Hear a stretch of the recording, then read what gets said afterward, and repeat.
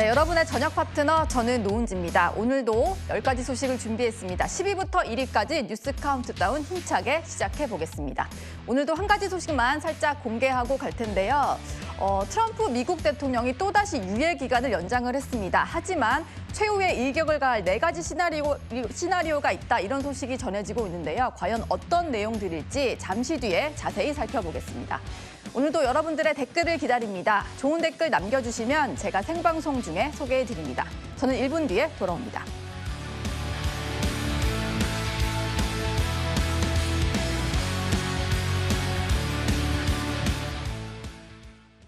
네, 뉴스탑10 오늘도 10가지 소식을 준비했습니다. 오늘의 10위부터 공개합니다.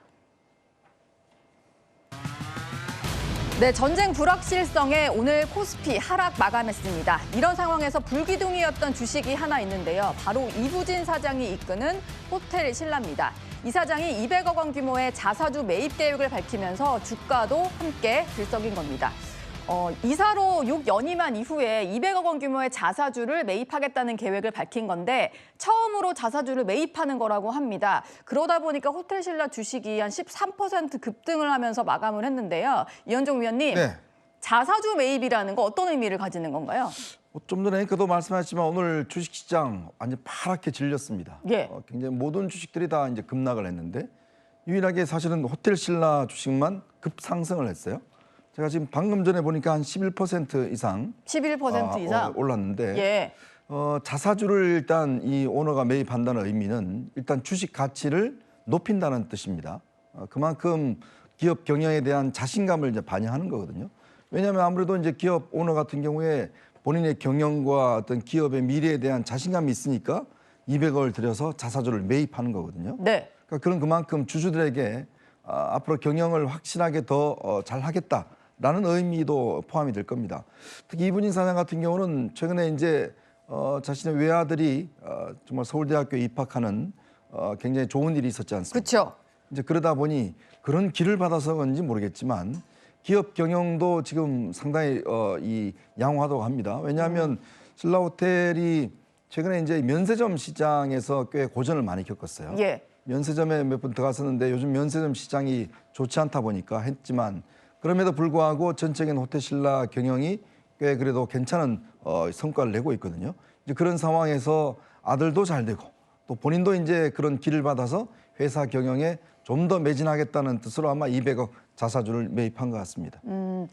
그동안에 뭐 일부 주주들 사이에서는 이부진 사장의 경영에 대한 불만도 조금 있었다고 하는데 자사주 매입 때문에 개미 투자자들 입장에서는 오늘 주식이 많이 올랐다 보니까 이런 불만이 조금 잠재워지지 않을까, 그런 생각도 드는데요. 박지원 최고위원님, 네. 어쨌든 긍정적으로 영향을 좀 끼치는 것 같은데 책임 경영을 하겠다, 이런 점을 강조를 한 행보로 좀 보이거든요. 그렇죠. 제가 좀 용어를 하나 바로잡고 싶은데 예. 이제 자사주 매수라는 것은 회사가 회사 돈으로 자기 회사 주식을 사는 걸 자사주 매수라고 해요. 근데 이 경우는 보니까 이제 이부진 대표이사가 이사로서 자기 개인 지분을 매입한 거거든요. 이제 그런 경우는 자사주라고 부르지는 않고 개인적으로 회사의 지분을 매입한 것입니다. 개인 사비로 이제 매입을 한다는 그렇죠. 거죠? 이제 두 경우는 약간 법률적인 효과는 다릅니다. 뭐 의결권이 있고 없고도 다르고. 예. 하지만 기본적으로는 둘 다 투자자들한테 긍정적인 신호를 주는 거죠. 왜냐하면 지금 회사의 주가가 실제 회사의 가치보다 저평가돼 있다라는 신호가 될 수도 있고, 일반 투자자보다 훨씬 더 회사 내부 경영 사정을 잘 알만한 내부자가, 경영진이 회사 주식을 지금 시점에 매입한다는 것은 향후에 주가 상승이 오를 거다라는 기대를 주는 거거든요. 그래서 어쨌든 자사주 매수든 아니면 대표이사 개인의 지분 매입이든지 간에 둘 다 투자자들에게 긍정적인 신호를 주는 건 맞습니다. 네. 뭐 한국 방문회 이사장으로도 또 연임이 되기도 했었고요. 여러 가지 좋은 소식들이 많은 것 같은데 얼마 전에 주주총회에 참석했을 때 모습도 좀 화제가 됐었습니다. 뭐 해외 팬들까지도 참석을 했다고 하는데 주주가 아니라 그냥 해외에서 이부진 사장을 보겠다고 온 팬들도 있었다고 하고요. 이현종 위원님, 네. 뭐 이전과는 조금 달라진 모습이었다, 이런 평가들을 하는 보도들이 많이 있더라고요. 그러니까 이 이부진 사장 같은 경우는 특히 이제 어떤 옷을 입느냐, 패션이 어떤 거에 대한 이제 관심들이 늘 있어 왔지 않습니까? 예. 특히 이제 주주총회에 어떤 옷을 입고 하느냐, 이게 이제 하나의 주주들한테 보내는 메시지도 될 수 있을 것 같습니다. 오늘도 뭐 올 블랙 이제 의상을 입었는데 좀 예전보다 좀 부드러운 어떤 이미지에 일단 그걸 보냈어요. 그만큼 이제 부드럽다는 거는 좀 더 이제 기업의 어떤 성장, 또 기업의 어떤 자신감, 이런 것들을 이제 반영하고 있는 게 아닌가 싶습니다. 예. 뭐 예를 들어서 좀 위기라 그러면 좀 더 어떤 좀 전투적인 옷을 입을 테고 기업이 좀 더 이제 경영을 잘한다 그러면 조금 부드러운 의상을 입을 텐데 오늘은 이제 선택을 그렇게 한 것 같아요. 네. 지난해 이 매출이 4조 683억입니다. 그러니까 순이익이 한 135억 정도 났었고, 이 아까도 제가 말씀드렸습니다만 면세점에서 이제 손실이 많이 났어요. 네. 그럼에도 불구하고 신라스테이라든지 뭐 이런 것에서 이익이 났기 때문에 전반적으로 보면 기업의 어떤 실적이 좋기 때문에 지금 일단 의상에서도 그렇고 또 본인의 직접 주식을 200억 상당을 매입한 것도 그렇고 어쨌거나 여러 가지로 어떤 좀 이 이부진 사장 입장에서는 좀 좋은 어떤 그런 국면을 이어가고 있는 것 같습니다. 예. 오늘의 11호 한번 만나봤습니다. 이제 다음 순위를 공개하겠습니다. 네, 이란 발전소 공격 유예 시한을 하루 앞두고 트럼프 미국 대통령이 다시 열흘 동안 공격을 하지 않겠다 이렇게 밝혔습니다. 먼저 트럼프 대통령의 영상부터 보고 오겠습니다. And they are negotiating, by the way, and they want to make a deal so badly, but they're afraid to say it because they figure they'll be killed by their own people. There's never been a head of a country that wanted that job less than being the head of Iran. I don't want it. 트럼프 대통령이 전쟁 국면에서도 참 글도 많이 쓰고 말도 많이 하고 있는데요. 이번에는 또 한 차례 공격을 유예하겠다라고 하면서 새로운 날짜를 제시를 했습니다. 먼저 48시간 최후 통첩을 했다가 5일간 유예를 해서 그게 미국 현지 시간으로 오늘 저녁에 끝나는 거였는데 4월 6일 오후 8시까지 10일을 연장하겠다 이렇게 밝힌 건데요. 문성무 센터장님, 네. 트럼프 대통령은 진짜 어떤 생각인지 모르겠습니다. 왜 또 유예를 한 걸까요? 트럼프 대통령 입장에서는 지금 협상이 잘 되고 있다라고 하는 신호를 내외적으로 발신하고 싶은 마음이 많을 거예요. 그러니까 48시간 최후 통첩을 했을 때만 해도 사실 저도 깜짝 놀랐거든요. 예. 과연 이 안에 할 것인가. 그런데 5일간 시간을 더 줬고 그 5일간 유예 시간이 거의 다 될 즈음에 10일을 또 줬단 말이죠. 그래서 일단 봤을 때는 협상이 잘 되고 있고 그 협상은 내가 주도하고 있다. 그리고 이란이 간절히 원하고 있다. 예. 그러나 중요한 건 뭐냐면 그 협상이 종결되려면 미국이 원하는 조건을 이란이 받아들여야 되거든요.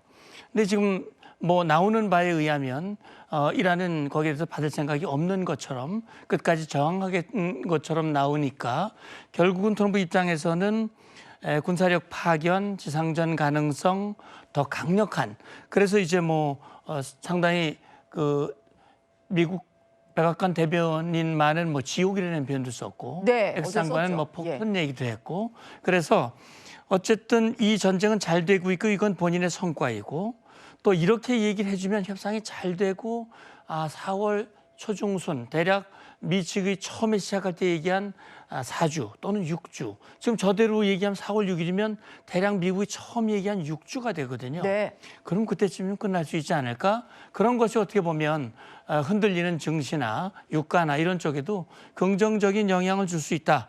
이런 얘기고 한 가지 주목해야 될 점은 이겁니다. 발전소 타격하는 건 열흘간 유예했지만 네. 나머지 군사작전까지 안 한다는 건 아니야. 그렇죠. 이렇게 지금 얘기를 진행되고 함으로써, 있으니까요. 네, 그렇게 함으로써 이란 측에 대한 압박의 강도도 계속 유지하고 있습니다. 예. 뭐 잠시 뒤에는 또 최후의 일격을 준비하고 있다는 시나리오까지 저희가 짚어보려고 하는데요. 트럼프 대통령이 또 이런 말을 했습니다. 열흘을 유예한 것은 사실 이란 쪽에서는 7일간 유예를 요청을 했는데 좀 넉넉하게 10일 주기로 했다 뭐 이런 말을 했거든요. 김대영 위원님. 예.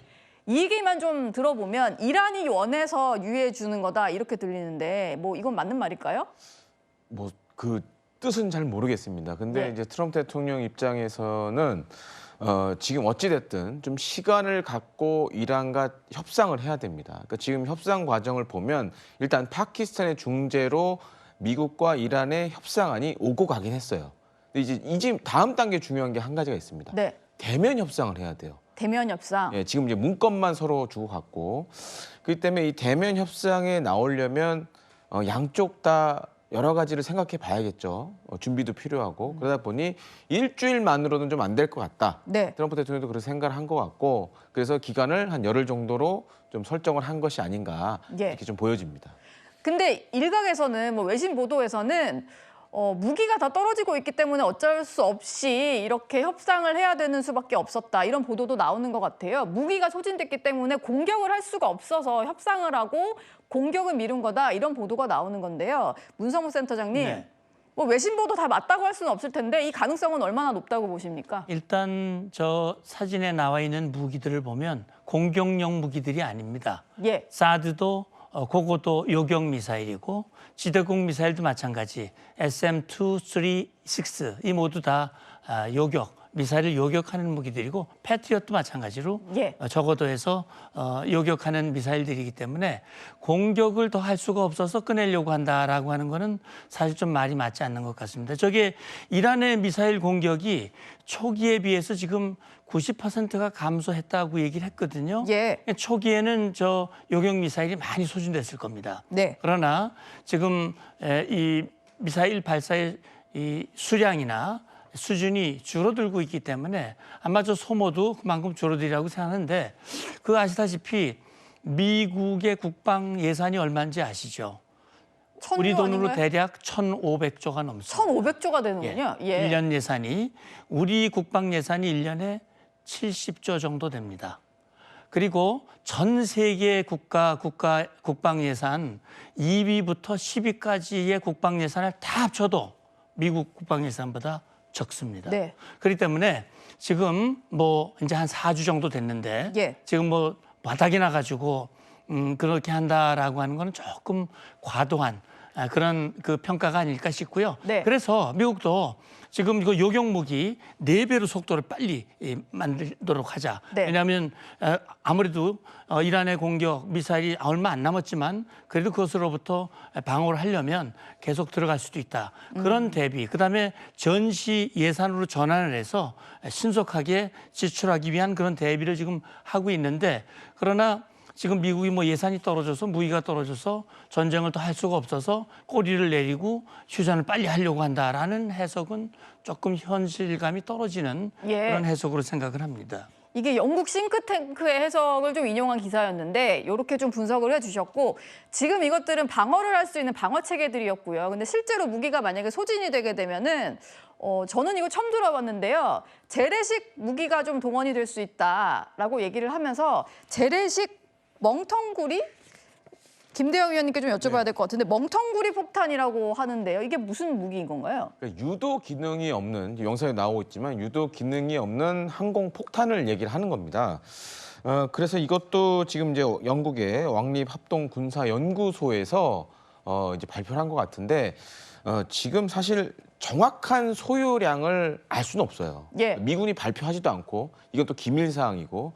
그래서 전 세계 여러 외교안보 싱크탱크에서 이제 추정치로 나온 것들인데 분명한 거는 사실 이제 앞서도 문성무 센터님 얘기해 주셨지만 지금은 사실 방어와 관련된 요격 미사일들은 이란의 미사일 발사되는 자폭 드론이나 탄도미사일 숫자가 감소되고 있기 때문에 네. 지금은 개전 초처럼 많은 양이 필요한 건 아닙니다. 그리고 또 한 가지로는 이제 공격용으로 많이 쓰이는 예를 들어 토마호크 순항 미사일이나 이런 것들도 지금은 잘 보시면 미군이 거의 안 쓰고 있어요. 근데 많이 쓰는 게 뭐냐? 저 멍텅구리 폭탄에 GPS 유도 키트를 달아서 사용하는 이제 제이담이라는 거는 지금 사용량이 계속 늘고 있습니다. 네. 왜냐하면 이란의 방공망이 어느 정도 제거가 됐기 때문에 이제는 더 이상 먼 거리에서 정밀 유도 타격하는 미사일은 많이 필요하지가 않아요. 그렇기 때문에 이런 제이담 같은 걸 많이 쓰고 있는데 근데 한 가지 좀 걱정되는 부분은 있습니다. 왜냐하면 이것도 이제 이 왕립합동군사연구소에서 이제 지적을 한 부분인데 최근에 보면 이제 히토류가 지금 많이 나온 나라가 중국입니다. 예. 근데 이제 중국이 히토류 통제를 강화하면서 수출할 때마다 어디에 쓸 건지를 계속 물어봐요. 그래서 만약 그게 이제 무기에 쓴다 그러면 제약을 걸기도 하고. 근데 이제 아시다시피 미국은 중국만큼 히토류가 많이 나진 않아요. 네. 그래서 만약에 전쟁이 장기화된다 그러면 아마 이 히토류 문제가 좀 심각해질 가능성은 있습니다. 무기를 만드는 데 쓰이는 재료이다 맞습니다. 보니까 히토류 문제가 또 영향을 줄 수 있다라는 말씀이셨습니다. 이런 와중에 미국에서는요.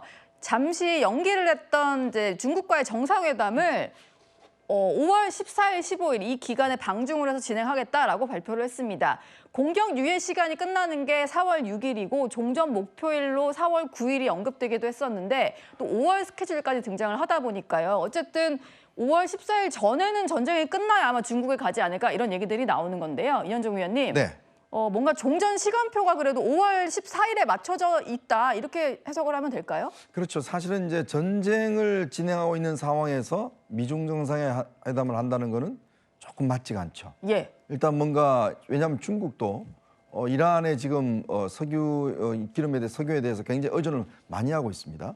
이란에 수출하는 대부분의 양을 사실 중국이 사고 있거든요.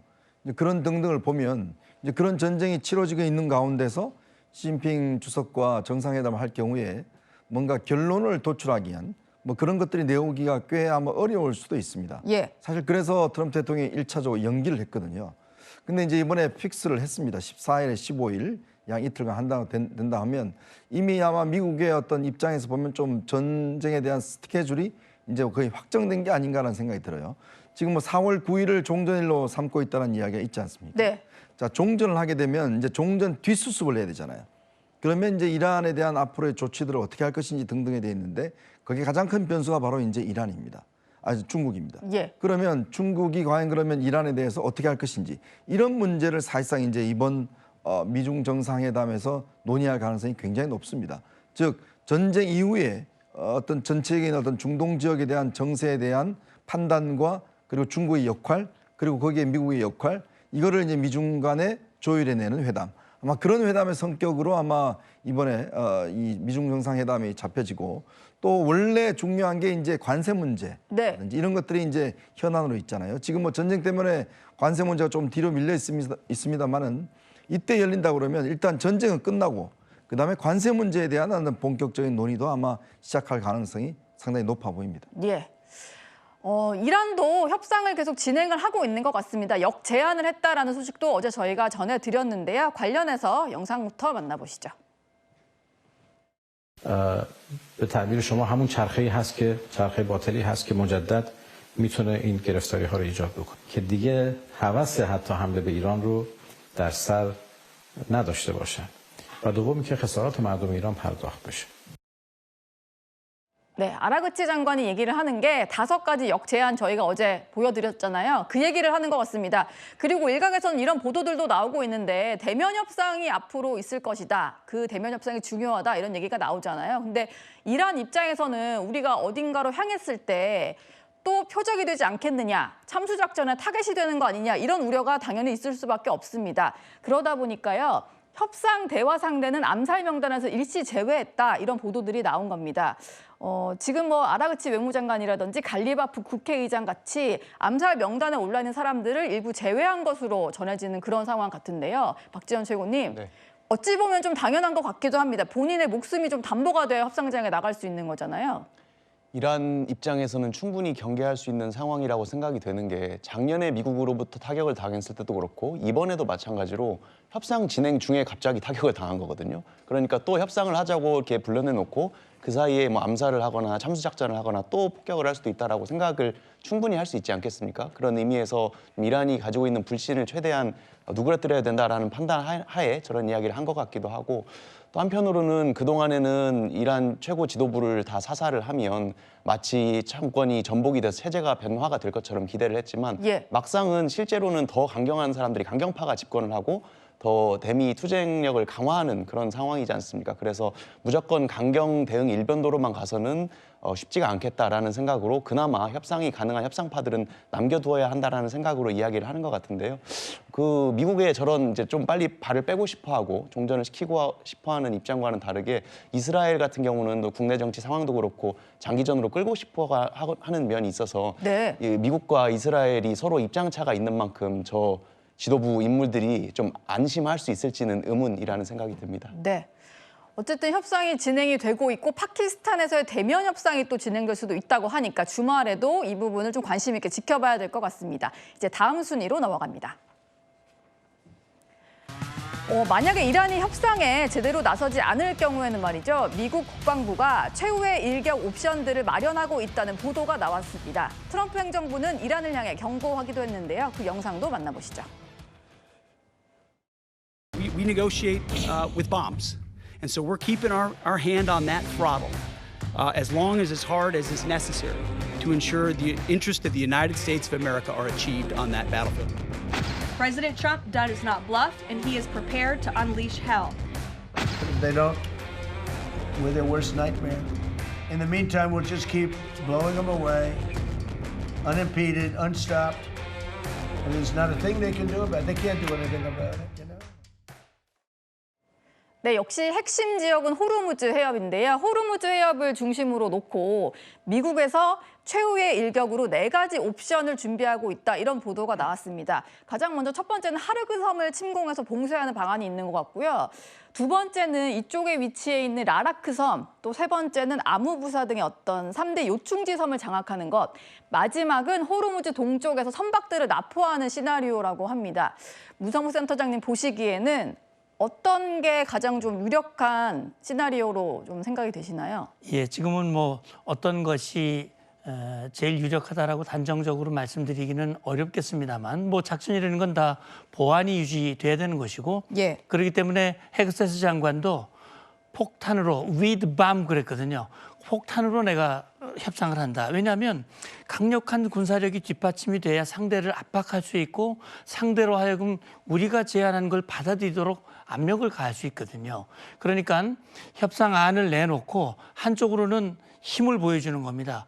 이거 받아들이지 않거나 수위를 높이거나 질질 끌거나 그러면 우리는 이런 카드가 있어 하는 건데, 사실 지금 이란을 가장 어렵게 한 방에 틀어줄 수 있는 카드는 일본이라고 생각을 합니다. 일본 하르그 섬이요? 예. 예. 하르그 섬은 이란 에너지, 특히 원유 수출 90%가 저기서 나가기 때문에 어떻게 보면 지금 이란 정권, 테러 정권의 목숨, 생명줄이라고 할 수 있습니다. 예. 그러니까 저기 지금 미국이 90개의 군사 표적을 타격을 했지만 에너지 시설은 그대로 놔뒀거든요. 얘기는 뭐냐면 미국도 그렇고 이스라엘도 그렇고 이란을 망하게 하겠다는 건 아니에요. 예. 이란의 국민의 생명은 보호해줘야 된다. 그러나 이란 국민들을 고통 속에 몰아넣는 이 테러 정권, 이 군사 독재 정권은 이건 바꿔야 된다라고 하는 게 이제 미국과 이스라엘의 생각이거든요. 예. 그런 차원에서 예를 들어서 저기에 해병 상륙, 그다음에 공수단 가서 딱 장악을 하고 지금 추가 병력이 가는, 저건 아마 제가 볼 때 길게 군사작전 할 것 같지는 않아요. 딱 장악을 하고 들을래 안 들을래 이런 식으로 해서 최후의 벼랑 끝 전선을 할 가능성이 있고요. 예. 이쪽 아부무사라든지 그다음에 호르무스 요충지, 저는 2번, 3번, 4번보다는 3번 쪽이 오히려 좀 더 가깝지 않을까. 예. 섬이 작기 때문에 네. 작전하기가 상대적으로 용이하고 이란이 호르무즈 해협을 통제하고 봉쇄하는 것을 일시적으로 차단할 수 있는 그런 계기가 되기 때문에 네. 저걸 해서 지금 이란 군부를 위축시키고 미국이 원하는 대로 협상이 타결이 되고 이란의 역량을 약화시킨다면, 그렇다면 호르무즈 해협의 안전도 확보할 수 있고 이란의 위협도 제거할 수 있고, 그러면 트럼프의 계산대로 갈 수 있거든요. 예. 막 그런 걸로 지금 군사 카드를 지금 흔들고 있는 걸로 생각합니다. 네. 이란이 가진 최대 협상 카드가 호르무즈 해협이다 보니까 그 이제 어떤 장악력을 떨어뜨리기 위한 전략들이 아닌가 싶은데요. 김대영 위원님. 예. 뭐 그런 전략일 수도 있는 것 같고, 특히 여기 이제 돈줄을 좀 준다고 해야 될까요? 예. 이란의 입장에서는 이 섬들이라든지 호르무즈 해협을 이제 가지고 있었을 때 본인들이 얻는 경제적 이득이 있다 보니까 이걸 좀 무너뜨리기 위해서 이런 시나리오들이 다 검토가 되는 것 같은데요. 일단 첫 번째로는 지금 어찌됐든 호르무즈 해협 봉쇄라는 표현이 사실 틀리고, 예. 호르무즈 해협을 이란이 통제권을 쥐고 있다라고 봐야 되거든요. 그러니까 지금 전쟁 양상이 좀 달라졌습니다. 지금은 누가 이 통제권을 되찾아오느냐가 중요한 상황이 됐는데, 예. 그러다 보니까 이제 미국 매체에서 나온 얘기도 사실 그동안에는 하르그 섬만 계속 얘기를 했었는데, 지금 아부무사하고 뭐 대툰부, 소툰부 이런 얘기가 나오는 거는 네. 어떻게 보면 호르무즈 해협의 통제권과 관련돼서 미군이 강제 진입 작전을 할 수 있다라는 얘기가 나오는 것 같고, 또 한 가지는 최근에 호르무즈 해협의 통항이 좀 바뀌었어요. 네. 그러니까 지금 이 지도로 보시면 지금 라라크 섬이 나오잖아요. 네. 이제 라라크 섬. 그 전에는 사실 이제 그쪽으로 통항을 하진 않았습니다. 근데 이제 보면 지금 라라크 섬과 가운데 보면 약간 공해상 같이 있잖아요. 예. 글로 통항을 많이 했는데 최근에 이란이 통과하는 배들을 보면 라라크 섬 쪽으로 이렇게 통항을 주로 많이 시킵니다. 그렇기 때문에 이제 라라크 섬도 여기를 만약에 뭔가 해병대가 들어간다거나 미 공수부대가 들어갔을 경우에 어떻게 보면 호르무즈 해협의 통제권을 미국이 가져오는 모습이 될 수밖에 없죠. 그런 것들을 지금 미 국방부가 전반적으로 좀 검토하고 있는 것이 아닌가 좀 이런 생각이 듭니다. 예. 관건은 트럼프 대통령이 지상군을 투입할 것이냐 아니면 그 카드를 남겨둘 것이냐 이게 아닐까 싶은데요. 관련 목소리도 들어보겠습니다. Iranian regime has told Sky News, if you put boots on the ground in Iran, it will be another Vietnam. Are you afraid of that? No, I'm really not afraid of anything. 일단 이란의 호르무즈 해협과 그 중심으로 이렇게 부대들이 속속 가고 있는 상태고 준비는 완료가 되어 있는 것 같고요. 진입 결정만 남았다 이런 얘기가 많이 나오는 것 같은데 문상무 센터장님, 네. 뭐 이란 입장에서는 충분히 이런 부대들이나 이제 병력이 근처에 와 있는 것만으로도 압박이 될 것 같기는 한데 실제 투입 가능성은 얼마나 될까요? 예, 그러니까 지금 이제 지상전 그러니까 이란 본토로의 지상전, 지상군 투입 이런 생각을 하실 수 있는데 아마 그런 선택은 하지 않을 것이라고 생각을 합니다. 예. 특히 뭐 왜냐하면 지금 뭐 미국도 그렇고 이스라엘도 그렇고 이란의 어떤 영토를 뭐 장악하거나 그런 뜻이 있는 건 아니거든요. 이란 본토 내에서는 적어도 혁명수비대나 바시즘 인명대 이런 다시 이란 국민들을 통제하고 억압하는 그런 세력들, 저항 세력들을 제거해 나가는 것이 이제 우선 목표고 예. 본토에 있는 미사일이나 또 뭐 이 무인기라든지 이런 위협 요인들을 공중전을 통해서 이 공대지 미사일이나 폭탄으로 이제 제거하는 작업들을 뭐 미 중부 사령부 발표에 따르면 표적 10,000개를 제압을 했다고 그랬거든요. 예. 이스라엘 것 같이 합치면 그보다 훨씬 많을 것이다. 굉장히 많은 그런 역량들이 이제 거의 무력화됐기 때문에 본토로 들어가는 것은 아까 얘기 나왔습니다만 과거에 아프가니스탄에 들어가서 10년, 베트남은 그보다 더 고전을 했죠, 미군들이. 예. 그래서 그런 잘못된 그 과거의 전례를 되풀이하지 않을 것이다. 그래서 트럼프 대통령이 답한 것도 그런 걸 안 할 거야라고 답한 걸로 저는 생각을 해요. 그런데 지금 여기 보시면 그림에 나와 있듯이 예. 링컨함, 조지 부시함 다 이 항공모 아닙니까? 네. 일정한 거리를 두고 여기에서 이제 이 이란을 향해서 공격을 퍼부었거든요.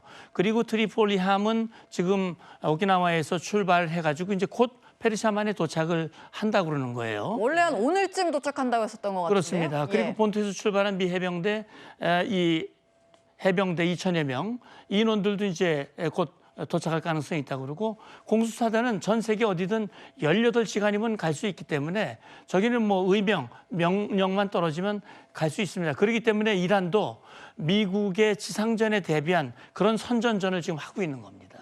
그런 선전전을 하고 있는 것이다. 그리고 미국에서 기동훈련하는 모습이 또 포착이 됐는데 이게 지상군 투입을 위한 작전훈련 아니냐 이런 얘기도 좀 나오는 것 같아요. 일단 이제 미국의 핵심 전략 군용 수송기에서 뭐 아랍에미리트 영공에서 이제 기동훈련하는 모습이 포착이 된 건데요. 이거는 이제 김대영 위원께 좀 여쭤보겠습니다.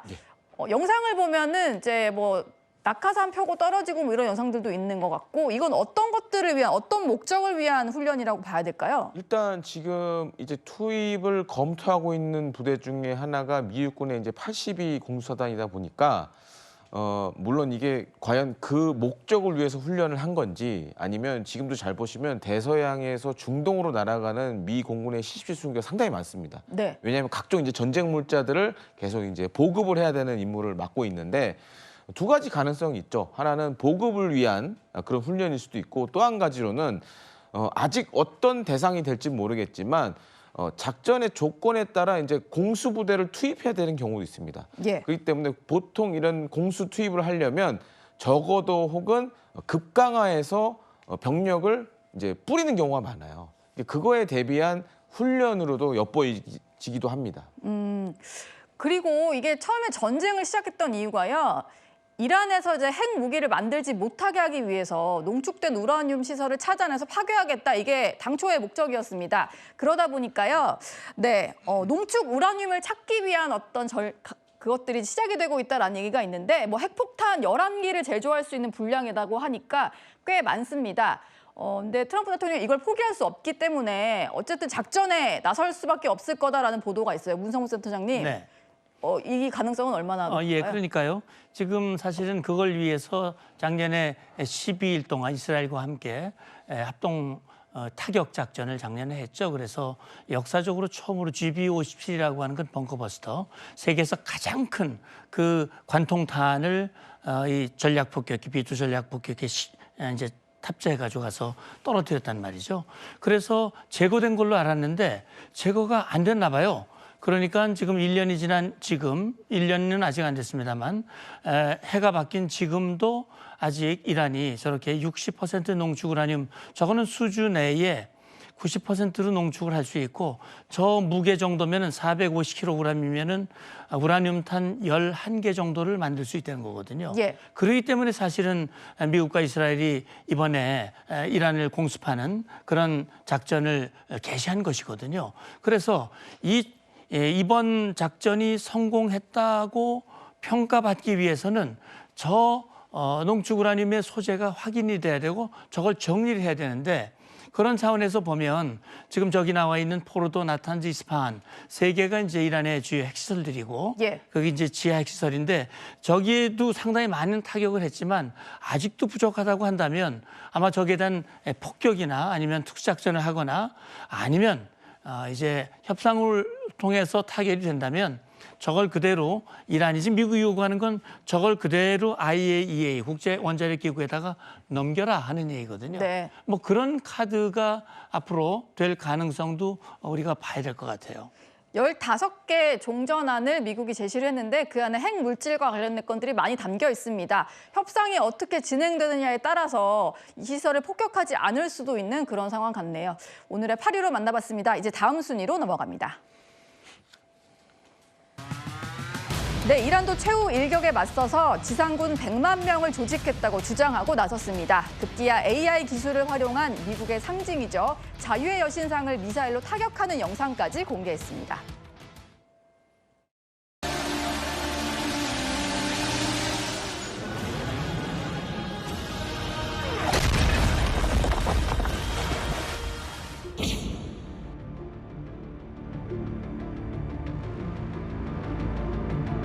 We are ready for any scenario, including any kind of ground operation. I think that would be one of the big mistakes if they take that decision. 네, 자유의 여신상을 향해서 미사일이 날아가면서 폭격을 하는 이런 영화 같은 AI 영상을 만들어서 이란이 공개를 했는데요. 미국 같은 경우에 이런 얘기를 했죠. 지옥을 불러올 준비가 되어 있다. 뭐 지상군 투입 임박했다. 또 최후 일격을 준비하고 있다. 이런 말까지 나오고, 여기에 맞서서 이란도 지옥을 맛보게 해주겠다. 뭔가 지옥의 지옥으로 맞불을 놓은 그런 상황 같은데요. 이현정 위원님, 네. AI 영상 좀 어떻게 보셨나요? 그러니까 지금 뭔가 본인들의 어떤 국민들에게 좀 이 어떤 전쟁에 대한 어떤 분노감 뭐 이런 것들을 좀 모으기 위한 이제 그런 이제 영상들을 지금 하고 있는 거 아니겠습니까? 예. 미국을 상대로 해서 결국 타격하는 그런 영상들을 하는 것은 결국 이제 좀 이 전쟁에 대한 어떤 이 국민들의 봉기를 좀 촉구하는 이런 상황 같아요. 근데 이제 이란 같은 경우는 주로 이제 군 체계가 이제 이중구조로 돼 있습니다. 네. 혁명 수비대가 있고 그다음에 일반군이 있어요. 혁명 수비대는 지금 한 15만 정도로 알려져 있고 일반군 한 40만 명 정도로 알려지고 있습니다. 거기에 이제 민병대가 포함되어 있고요. 근데 문제는 이번 같은 경우에 주로 공군망 같은 경우는 다 파괴가 됐고 해군도 지금 구축망들이 다 파괴가 됐다는 거 아닙니까? 예. 근데 그러면 실질적으로 이제 육군밖에 없는 상황인데, 문제는 이제 앞으로 미국이 이제 지상전을 전개할 경우에 이거에 대한 이제 대비책들을 세우고 있는 것 같아요. 이제 그러다 보니 특히 이제 이번에 많은 어떤 공격으로 소실이 되긴 했지만, 근데 이제 중요한 것은 사실은 이게 싸우려 하더라도 무기가 있어야 되잖아요. 그렇죠. 사람으로서 그냥 뭐 소총 들고 싸울 수 없는 국면인데, 그렇지만 뭐 일단 이란 이 지도부 입장에서 보면 어떤 식이든지 대항을 해야 될 것이고, 그래서 지금 최근에 나온 이야기는 지금 일단 이 징집 연령을 12세까지로 낮췄다는 이야기가 있습니다. 예. 그만큼 어린이들까지도 이제 군에 동원하는 이제 그런 시스템, 전 국민의 어떤 동원 시스템을 갖췄다는 게 될 수가 있을 텐데, 네. 그러니까 한편으로 보면 좀 마지막 저항의 어떤 그런 것을 위한 하나의 이 모습, 심리전 성격도 있어 보이고, 실질적으로 이렇게 모은다 하더라도 지금 중요한 시설들과 무기들이 많이 파괴된 상황에서 사실 훈련되지 않는 12살 어린이를 징집해 봐야 사실은 총알바지밖에 안 되는 거거든요. 네. 과연 효과가 있을까는 솔직히 의문스럽습니다. 이란은 지금 우리가 100만 대군을 조직했다. 그리고 입대를 하겠다는 사람들이 속출하고 있다. 뭐 이런 것까지 주장을 하는 상황인데요. 대체 인구가 몇 명 정도 되길래 100만 대군이 가능한가 봤더니 일단 9,200만 명이 넘는 인구가 있기는 하더라고요. 김대영 위원님, 아무리 인구가 많은 나라라고 해도 이 100만 대군 현실적으로 좀 가능한 걸까요? 가능은 한데 지금 왜 이란에서 저런 움직임이 있느냐를 우리가 좀 유의있게 봐야 됩니다. 예. 최근에 이제 이스라엘이 하는 대이란 공습을 보면 뭐 앞서도 설명해 주셨지만 최근에 공격하는 타겟 중에 하나가 이 바시즈 민병대들이 보면 테헤란에 여러 초소를 만들어 놓고 있어요. 그래서 이런 걸 통해서 내부 불만을 잠재우려는 그런 행동들을 보이고 있는데 이스라엘이 이 무인 정찰 및 공격기 이용해서 이런 초소들만 쪽집게식으로 타격을 합니다. 예. 그러다 보니까 바시즈 민병대 가운데서도 이탈하는 사람들이 생기고 바시즈 민병대 같은 경우에는 어떻게 보면 이란의 그런 집권 세력의 든든한 후원자 같은 역할을 하는데 잘못되면 이제 반체제 관련된 운동들이 일어날 수도 있겠죠. 예. 그렇기 때문에 최근에 이제 바시즈 민병대인 사람들이 뭐 도망을 다닌다는 얘기도 있고 일부러 어떤 사람은 드론이 날아가는 소리를 녹음을 해서 틀어놓기도 하면 막 바시즈 민병대가 도망가는 그런 모습도 SNS를 통해서 영상이 공개가 됐는데요. 그렇기 때문에 최근에 이른 100만 대군 준비 얘기는 일종의 체제 결속을 위한 결사항전을 위한 일종의 구호가 아닌가 좀 이렇게 생각이 됩니다. 일종의 구호가 아닌가. 조금 전에 보셨던 뭐 영상도 그렇고요. 이렇게 미사일이 날아가서 자유의 여신상을 폭격하는 뭐 이런 상황이라든지 그리고 주한 이란 대사가 기자회견 하기 전에는 계속해서 이제 폭격 때문에 숨진 민간인과 관련된 영상들을 좀 상영을 하더라고요. 여론전에 좀 나선 것으로 보이는데 문성무 센터장께 좀 여쭤보겠습니다. 이란 입장에서는 이걸 자꾸 공개하는 게 좀 대내적인 목적이 강하다고 봐야 될까요? 저는 그 100만 얘기를 하는 걸 보면서 김정은이한테 따라 배우기 하고 있구나. 예. 김정은이가 내부적으로 어려우면 우리 청년들이 지금 전시에 청년들이 100만 명이 서명 지원서를 냈다 이런 얘기를 했는데 딱 100만 명이에요. 저는요 지금 이란이 지금 지상전하는 것도 아니거든요. 예. 병력이 필요가 없어요. 그런데 지금 미국이 지상군 투입을 검토한다고 그러니까 마치 본토에서 지상전하는 것 같이 저런 식으로 선전하는 것은 저거는 미국을 향한 우리는 건재라는 그런 목소리도 있지만 내부적으로 굉장히 흔들리고 있다고 하는 반증이라고 저는 봐요. 예. 그러니까 지금 이란 국민들 뭐 아시다시피 1월 달에 얼마나 많은 그런 반체제 이런 시위가 있었고 뭐 수천 명이 목숨을 잃었다라는 얘기가 있거든요. 예. 그래서 지금 국민들 사이에 말 못하는 국민들은 지금 정권, 테러 정권에 대해서 독재 정권에 대해서 굉장히 큰 불만을 가지고 있고 그래서 어떻게 보면 저 정권에게는 국민이 적일 수도 있어요. 네. 그런 차원에서 이 국민들을 결집하고 저기 동원된 인원들은 아마 이 혁명 수비대의 국민들 그런 사람들 아마 동원을 해서 저런 식으로 하지 않을까 생각합니다. 예. 사실 전쟁이 있기 전에 이란은 내부적으로 반정부 시위가 많이 확산되던 상황이었습니다. 근데 오히려 전쟁을 겪고 나서 저렇게 똘똘 뭉치자는 식의 내부적인 여론전도 펴고 있는 게 아닌가 이런 생각도 좀 드는데요. 그런데 이란이 계속해서 공개하지 않은 무기들이 있다 뭐 이런 얘기도 했었고 실제로 전쟁에서 쓰고 있는 무기들을 보면 미국에게 엄청난 타격을 주는 것들도 있는 것 같습니다. 무적의 병기라고 불리는 게 있는 것 같은데 일반 드론과는 성격이 좀 다른 광섬유 유도 드론이라고 하는데요. 김대영 위원님. 예. 어제도 약간 말씀해 주신 것 같긴 한데 이건 어떤 효능을 갖고 있는 어떤 효력이 있는 드론인 건가요? 지금 뭐 협상의 결과를 봐야겠지만 만약에 이제 최후의 수단이 지상군 투입 아니겠습니까? 지상군이 투입됐을 때 가장 미군에게 이란이 피해를 많이 줄 수 있는 건 사실 드론입니다. 다른 무기들은 어찌됐든 개시하게 되면 대부분 제압이 가능한데 예. 특히 지금 이제 광섬유 유도 드론 같은 경우에는 광섬유로 조작을 하는 겁니다. 그러다 보니 무선이 아니고 유선이죠. 네. 그러면 이제 무선을 뭔가 재밍을 하면 먹히지가 않아요. 아, 재밍을 했을 때 광섬유 유도들은 그걸 교란시키는 건가요? 예, 그게 이제 먹히지 않는 문제가 있습니다. 그래서 실제로 지금 우크라이나 전쟁에서도 많이 쓰고 있는데 만약에 이제 몇몇 병사들이 이란의 군인들이 살아남아서 저런 광섬유 유도 드론으로 우리도 뭐 지난 시간에 봤지만 예. 미 육군에 300억이 넘는 블랙호크 헬기가 파괴가 당했기도 했죠. 그런데 사용되게 되면 미군 입장에서도 굉장히 곤란하고 또 한 가지로는 저런 이제 광섬유 드론이나 일반적 드론 모두 다 레이더에 잘 안 잡힙니다. 예. 크기가 작기 때문에 잘 안 잡히는데 뭐 지금 영상으로 나오고 있지만 예. 저렇게 뭐 사실 이런 드론들은 뭐 몇백만 원, 몇십만 원밖에 안 하거든요. 비싸면 이제 몇천만 원씩도 하게 되는데 네. 저렇게 싼 드론으로 저런 고가의 몇백억짜리 헬기를 또 공격을 당하면 미군도 피해가 늘어날 수 있고 근데 사실 지금은 딱히 이걸 막을 만한 수단이 많지가 않다라는 게 좀 향후에 큰 문제라고 할 수 있겠습니다. 예. 지금 보신 영상이 광섬유 드론을 통한 공격이었습니다. 지금 이란 같은 경우는요, 트럼프 대통령을 향한 조롱도 계속 이어가고 있는데 특히 계속해서 말을 바꾸는 트럼프 대통령을 코각인 피노키오로 이렇게 묘사를 하기도 했고요. 트럼프 암살 현상금까지도 걸고 암살 독려 메시지까지 발송을 하는 그런 상황입니다. 문성무 센터장님. 네. 실질적으로 뭐 트럼프 대통령이 이런 것 때문에 위협을 느낄 가능성은 크지 않아 보입니다만 네. 그럼에도 불구하고 이란이 계속해서 트럼프 대통령을 직접 겨냥하고 나선 건 어떤 이유 때문일까요? 예, 그러니까 절대로 기싸움에서 밀리지 않겠다라고 하는 것이고 국제사회에서 트럼프 대통령에 대한 부정적인 여론이 꽤 있지 않습니까? 그러면 우리 국내도 그렇고 국제사회 특히 뭐 나토 동맹국인 영국이라든지 독일이라든지 이런 데서도 이건 우리 전쟁 아니다.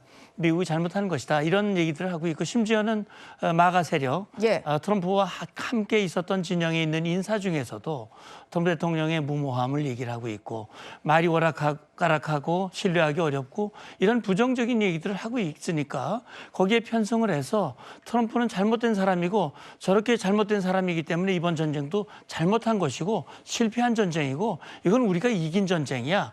이런 여론전을 펼쳐가는데 뭐 아시다시피 그 2017년 기억하실 거예요. 트럼프와 김정은이 얼마나 말싸움을 서로 하고 주고받고 서로 치고받고 했는데 예. 그다음에 만나서 회담했거든요. 그렇네요. 네. 그러니까 이렇게 서로 격렬하게 서로를 비난하는 선전전이라고 하는 것은 그만큼 서로 간에 협상이 필요하고 물밑에서 움직임이 활발하게 이루어지고 있고 아까 얘기했지만 트럼프가 열흘이라고 하는 시간을 다시 준 것은 너희 이란 내에서 의사결정 빨리 해. 시간 열흘 더 줄 거야. 열흘 동안 의사결정 빨리 하고도 우리한테 가져와. 이걸 강압하는 것이기 때문에 뭐 저런 정도 가지고 트럼프가 흔들리거나 그럴 가능성은 저는 없다고 생각합니다. 예. 이어지는 다음 순위를 바로 공개하겠습니다. 네, 얼마 전 트럼프 미국 대통령이 이란과 순조롭게 협상을 하고 있다 이렇게 언급하면서 이란으로부터 엄청난 선물을 받았다고 했었는데요. 그 내용이 공개됐습니다. They said to show you the fact that we're real and solid and we're there. We're going to let you have 8 boats of oil. 8 boats. I said, well, I guess we're dealing with the right people. And actually, they then apologized for something they said, and they said, we're going to send 2 more boats. Are you thinking of taking control of Iran's oil? It's an option. 호르무즈 해협을 통과시켜준 게 이란으로부터 받은 큰 선물이었다라는 건데요. 박지원 최고위원님, 네. 확실히 지금 이란이 어쨌든 호르무즈 해협의 그 통제권은 갖고 있는 것 같고 밀당 전략을 좀 쓰는 것 같네요. 미국이랑도. 미국이랑 밀당을 하는지 저 배 개개 배들과 뭐 밀당을 했는지는 모르겠습니다. 뭐 돈을 받고 통행시켜줬을 수도 있고 어떤 조건 하에 통행시켜줬을 수도 있고요. 예. 아까 말씀하셨지만 이제 트럼프의 발언이 워낙 신뢰할 수가 없고 뭐 오전에 했던 말이 오후에도 바뀌고 또 실질적으로는 뭐 이란 못지않은 심리전, 선전전을 하고 있는 중이기 때문에 예. 트럼프의 발언 하나하나에 대해서 지금 크게 신빙성이나 의미를 부여하고 싶지는 않습니다. 다만 이제 실제로 이란이 만약에 통과를 시켜줬다라고 하면 이란 측에서도 그것에 대한 어떤 선전을 할 텐데 그러한 증거가 있는지를 좀 따져볼 필요는 있을 것 같습니다. 예. 트럼프 대통령은 또 이런 얘기도 했는데 석유 통제권 장악도 옵션이 될 수 있다 이런 얘기를 했습니다. 앞서 저희가 살펴본 최후 일격 4가지 시나리오랑도 좀 통하는 얘기인 것 같은데요. 김대영 위원님. 예. 이게 좀 목적이었나 싶기도 하고 석유 통제권이요. 뭐 베네수엘라도 약간 석유 때문에 공격했다 이런 얘기들이 좀 있었잖아요. 그러면 이번 이제 미국과 이스라엘의 대이란 군사 작전을 보면 한 가지 특이한 점이 있습니다. 예. 그러니까 트럼프 대통령이 아주 싫어하는 게 한 가지가 있어요. 그러니까 하르그 섬도 물론 공습을 했지만 원유 저장 시설에다가 이런 것은 손을 대지 않았습니다. 네. 또 한 가지로는 가스 생산 시설 이스라엘이 공습했는데 트럼프 대통령이 극대노했었죠. 왜 그쵸. 공격하느냐. 예. 그러니까 트럼프 대통령 생각에는 물론 이란의 핵과 미사일을 제거해야 된다는 것도 있지만 베네수엘라처럼 베네수엘라의 석유 통제권을 지금 미국이 쥐고 있는 것처럼 향후에 이란의 그런 에너지 통제권을 미국이 가져가야 된다라고 많이 생각을 하는 것 같아요. 네. 그렇기 때문에 이제 그런 것들이 좀 지금 많이 작전에도 반영이 돼 있고 향후에 미국이 하는 목표 중에 하나도 사실상 이란의 에너지 통제권을 미국 손에 넣겠다라는 그런 야심이 있는 것이 아닌가 좀 생각이 됩니다. 예. 호르무즈 해협 상황은 아마 폭풍 전야와도 같을 것 같은데요. 어제 주한 이란 대사가 우리나라에서 기자간담회를 열고요. 한국 선박이 호르무즈 해협을 지나려면 사전에 협의해야 된다 이렇게 말을 했었습니다. 그런데 이스라엘에서는요. 이란 혁명수비대 해군 사령관을 제거했다고 주장했습니다. مواردی میتونه در واقع مخاطره‌آمیز باشه که بدون هماهنگی نیروهای مسلح ما بخوان از تنگه عبور بکنن. אמש חיסלנו את מפקד חיל הים של משמרות המהפכה. לאיש הזה יש הרבה דם על הידיים, ובנוסף הוא זה שהוביל את סגירת מצרי הורמוז. 네타냐후 총리 얘기만 들어보면 호르무즈 해협 봉쇄를 주도한 인물을 본인들이 사살했다는 건데 문성무 센터장님, 네. 뭐 사령관 하나가 제거됐다고 해서 이게 해협 봉쇄가 풀리거나 뭐 작전이 달라지거나 이런 건 아니잖아요. 그런 건 아니죠. 그러나 일정한 충격을 줄 수는 있다고 생각을 합니다. 그러니까 지금 현재 핵 위협을 제거하기 위해서 시작한 전쟁이 호르무즈 문제로 지금 딱 막혀 있는 거거든요. 예. 그래서 이란은 호르무즈에 대한 통제권을 절대로 놓지 않겠다. 그래서 미 측에 다시 내놓은 5개 안 중에 마지막 5번째 항이 호르무즈 주권을 인정해달라 하는 거거든요. 네. 그런데 그게 사실 이란의 주권이 아니거든요. 호르무즈 해협이 이란이 거길 통제하고 거기에서 지나가는 배들을 협상을 통해서 뭐 자기들이 이익을 얻고 그럴 대상이 아니기 때문에 예. 이란이 주장하는 자체가 국제법적으로도 맞지 않고 무리한 주장이라는 건 아마 그들도 모르는 바가 아닐 거예요. 저는 주한 이란 대사가 나와가지고 우리는 뭐 호르무즈 해협을 봉쇄한 적이 없다라고 이란 측에서 얘기했는데 네. 실제로 자기들하고 협의해야 통과할 수 있다. 그리고 한국은 미국 기업과 이 거래하고 있기 때문에 통과의 대상이 아니다. 뭐 이런 식으로 이상한 얘기를 자꾸 하는데 예. 그래서 지금 이스라엘 네타냐후 총리도 이 해군 사령관을 제거할 뿐만이 아니라 앞으로 그 제거 대상은 얼마든지 있고 호르무즈 해협에 대한 부당한 통제권을 계속 요구하거나 행사를 한다면 물리적으로 하나하나 해결해 나가겠다라고 하는 것은 이란에게도 큰 그 위협이 되리라고 생각합니다. 예. 미군에서요. 드론 고속정을 투입을 했다 이런 보도가 나오고 있습니다. 뭐 해상전에서도 무인기 전쟁이 좀 시작됐다 이런 분석이 있는 것 같은데 무인 고속정이 뭐 상시 감찰, 정찰 용도로도 쓰이고 자폭을 통해서 즉각 타격도 할 수 있다라고 하네요. 김대영 의원님. 예. 만약에 이 무인 고속정 투입이 실제로 지금 현장에서 벌어지고 있다면 이건 어떤 의미를 가지는 건가요? 일단은 지금 이제 미 해군도 한 가지 큰 어려움을 겪는 문제가 있습니다. 예. 미 해군은 사실 모병을 통해서 병력을 모집을 하는데 최근에 미군 같은 경우에 모병이 잘 안 돼요.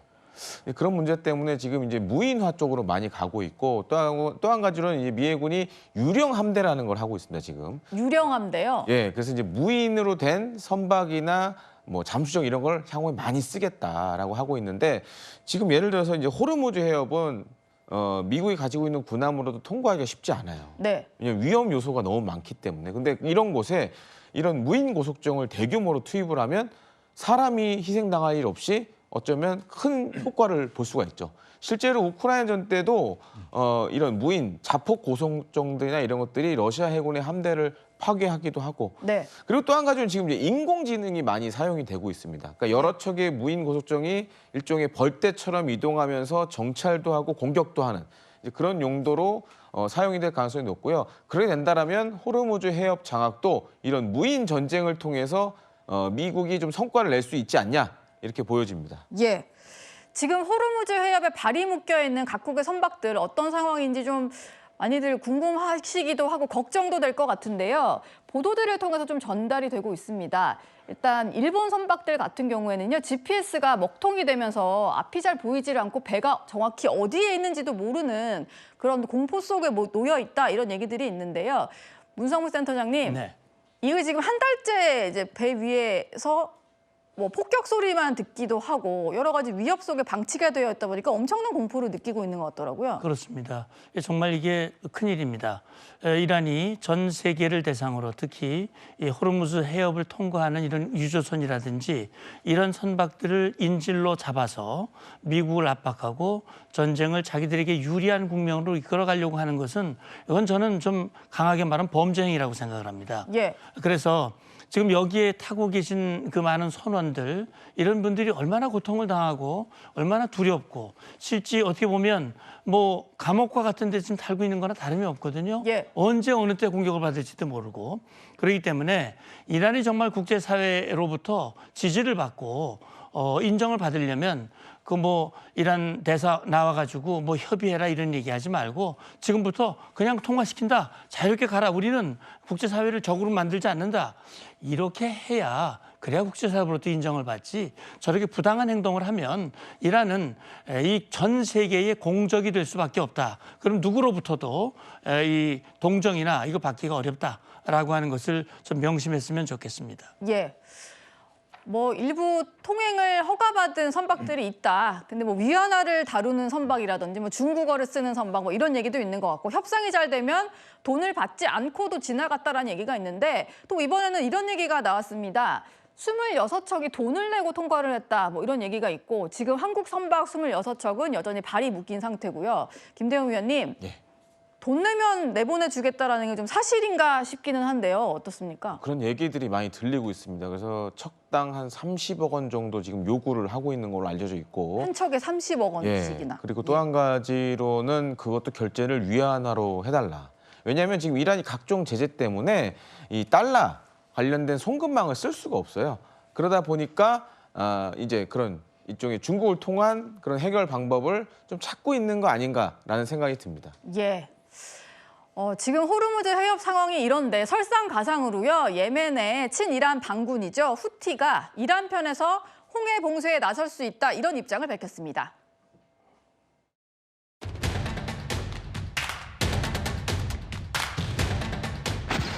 ضد طاغوت العصر اليهود الصهاينة وذراعهم الأمريكي نحن ندعو كل بلدان العالم الإسلامي إلى التعاون صفا واحدا لوضع حد للعربدة الصهيونية والطغيان الأمريكي الرامي إلى تنفيذ المخطط الصهيوني الذي يستهدف هذه الأمة بكلها.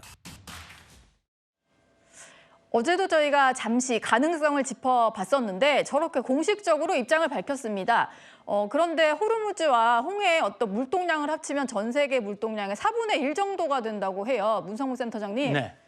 홍해까지 막히면 진짜 큰일 나는 것 같은데 어떤가요? 그럼요. 그걸 이란이 알기 때문에 저런 식으로 제2, 제3의 전선을 확대하면서 미국을 압박하고 국제사회를 위협하고 있는 거거든요.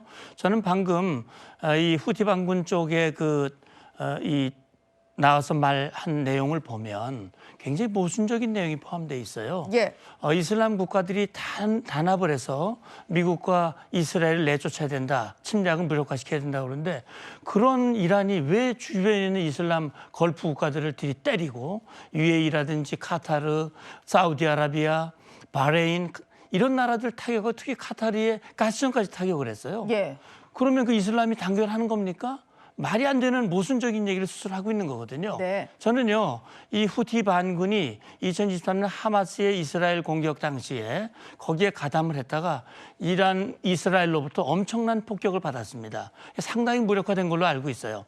그래서 이번에도 헤즈볼라는 뭐 선전포고를 하고 이스라엘에 지금 교전을 하고 있습니다만 후티는 조용하거든요. 근데 과연 이란이 저렇게 날개가 다 꺾였는데 더 이상 지원해 주기도 어려운데 후티가 과연 얼만큼 저 해협을 위협을 할 수 있을지는 전 좀 지켜봐야 되고 만약에 무모하게 위협을 한다면 아마 자기들도 각오를 해야 될 겁니다. 예. 오늘의 6위까지 한번 확인을 해봤습니다. 다음 순위로 넘어갑니다. 네, 지방선거 얘기를 좀 해보겠습니다. 한창 경선이 진행 중인 더불어민주당과 달리 국민의힘은 경기지사 후보 자리를 새로 찾겠다고 한 상태입니다. 공천관리위원회와 또 지도부는 유승민 전 의원의 역할론을 띄우기 시작했는데요. 유 전 의원 과연 등판하게 될까요? 먼저 과거 목소리부터 듣고 오겠습니다. 병원으로 옮기라고 그러는데 말씀을 안 들으셔요. 그래 말이야. 너무 상태가 안 좋으면 고개 부리지 말고 병원 가야 된다. 가서 뭐 그런 걸 막 다시 하나 있더라도 하여튼 상태 안 좋으면 바로 가야 돼요. 네? 고집 부리지 마세요. 네? 다시 체크 한번 해보겠습니다. 아이 그러니까 그래 내 너무 안 괴롭힐게. 자 누워 계세요.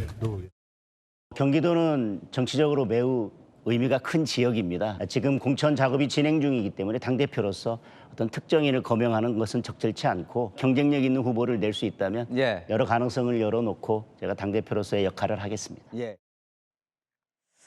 어제 저희 뉴스웨이에 출연한 장도혁 대표에게 유승민 전 의원에 대해서 물어봤더니 가능성을 열어놓고 노력하겠다 이런 얘기를 했습니다. 그런데 하루가 지나서요. 오늘 서해 수호의 날 기념식이 있었습니다. 이 자리에 유승민 전 의원은 예전에 국회 국방위원장을 지내기도 해서 매년 참석을 하거든요. 두 사람이 저렇게 남아서 대화를 나누는 모습이 포착이 됐습니다. 이현종 위원님, 네. 저 자리에서 경기지사 얘기했을까요? 뭐 비슷한 이야기를 했지 않나 싶습니다. 그런데 일단 너무 늦었다는 생각이 들어요. 왜냐하면 지금 뭐 사실은 유승민 전 의원 입장에서 보면 본인도 원래는 이제 이 경기도지사 지난번에 선거에도 나갔었고 또 아마 생각도 있었던 걸로 알고 있습니다. 그런데 지금 이렇게 당의 어떤 노선과 자신이 지향한 노선이 정반대잖아요. 예. 극각이게 있는 상황에서 그냥 선거 때문에 나가달라?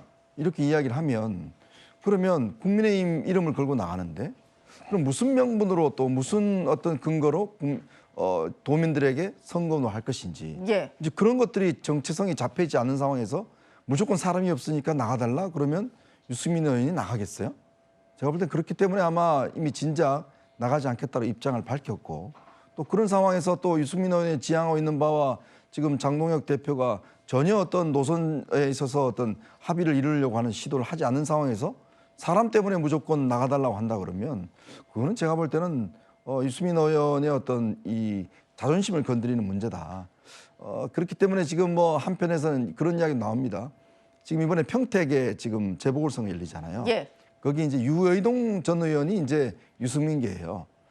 그러다 보니까 유의동 의원에 대해서 단수 공천을 해줄 테니까 나와라. 뭐 이런 이야기까지 지금 나오고 있는 거거든요. 뭐 패키지인가요? 그렇게? 글쎄 패키지로 해서 뭐 1+1인지 모르겠지만 이제 그런 것들이 지금 사실은 이 주호영 의원에 대한 이제 컷오프할 때도 사실 사전에 설명이나 설득이나 이런 것들이 전혀 없이 한 것이었는데 지금도 마찬가지로 이제 급하니까 이제 선거가 60일밖에 안 남았습니다. 네. 이제 그런 상황에서 아무 준비도 없이 유승민 의원한테 그냥 일단 나가라고 밀어붙이면 한다 그러면 제가 볼 때 나갈 가능성은 거의 없다고 보여집니다. 네. 지방선거가 69일 남아있는 그런 상태입니다.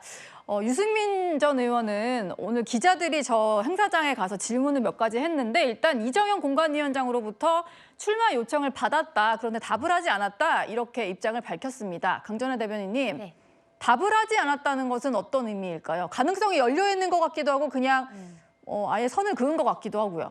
개인적으로는 유승민 의원께서 고민이 깊은 지점이 아닐까 생각합니다. TV조선과의 인터뷰에서는 이 공관위원장으로부터 연락이 왔지만 아직 답을 드리지 못했다라고 말씀을 하셨거든요. 완전히 거절하는 메시지는 아니었던 것 같다 생각합니다. 유승민 의원 전 의원 같은 경우에는 58년생이시기 때문에 지금 나이가 사실상 60대 후반이시거든요. 그런데 22년 대선 그리고 그 직후에 있었던 지방선거에 경기도지사로 출마를 하셨다가 경선에서 김은혜 의원에게 패배를 하셨죠. 그리고 그 이후에 지금까지 어떻게 보면은 중앙정치로 복귀는 안 하고 계십니다. 나이 같은 것들도 있고 본인이 이제 돌아갈 타이밍들에 대해서는 여러 가지로 고민을 하고 계실 것이라고 생각을 하는데요. 저는 오히려 지금이 적기가 아닌가 생각합니다. 유승민 의원의 경기도지사 출마설은 과거에서부터 있었지만 지금은 당이 굉장히 급한 상황이거든요. 물론 사람이 없다는 것도 저는 어느 정도 팩트라고 생각을 합니다만 유승민 의원이 이렇게 출마를 함으로써 저희가 중도 확장적인 메시지를 분명히 낼 수 있다 생각합니다. 예. 그리고 유 의원이 이번에 지방선거에서 당이 요청을 해서 출마를 했는데 여기에서 만약에 패배를 한다고 해도 그 이후에 중앙당에서의 본인의 역할들은 분명히 부여될 것이라고 생각을 하거든요. 아마 그런 부분에 있어서 고민이 깊기 때문에 지금 답을 아직 드리지 못했다라는 좀 애매모호한 말로 지금 답변을 하고 계신 것이 아닌가 생각합니다. 예. 국민의힘이 일단 4월만 기다리고 있다라는 얘기가 있습니다. 민주당에서 어떤 후보가 확정이 되느냐라는 것을 보고 그 이후에 더 설득을 해도 늦지 않다 이런 말들이 나오는 건데요. 스케줄을 좀 보면 4월 7일에 민주당의 경기지사 후보가 결정이 됩니다. 지금 3명으로 압축이 되어 있는 상태인데 4월 7일에 결정이 될 것 같고 그런데 만약에 과반 득표자가 없으면 결선 투표를 치르기 때문에 4월 17일까지 좀 미뤄질 수가 있습니다. 그래서 국민의힘은 4월 중순 이후로도 괜찮을 것 같다 이런 말들이 나오는 상황인데요. 장현주 부대변인께 좀 여쭤보겠습니다. 누가 될지를 좀 보고 선택하겠다 이런 전략인 것 같아요.